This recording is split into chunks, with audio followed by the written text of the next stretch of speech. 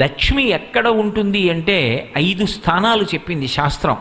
ఈ 5 కూడా లక్ష్మీ స్థానములు అని. అందులో మొట్టమొదటిది ఆవు యొక్క వెనక తట్టు.